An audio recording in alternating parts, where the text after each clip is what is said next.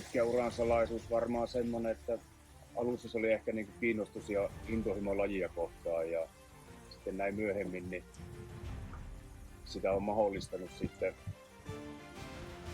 ennen kaikkea tämä roolitus, ettei tarvi ihan joka pallon perään juosta ja sitten tietenkin tärkeimpänä ehkä semmoinen ymmärtäväinen perhe, joka mahdollistaa, että saa kulkea ja vie aika paljon aikaa tämä homma.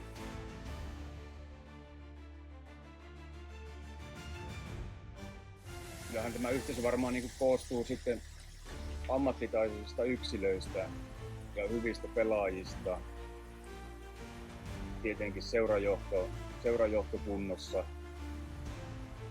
ja fani isona osana tätä hommaa. Ei mulla tähän varmaan sen parempaa vastausta ole, mutta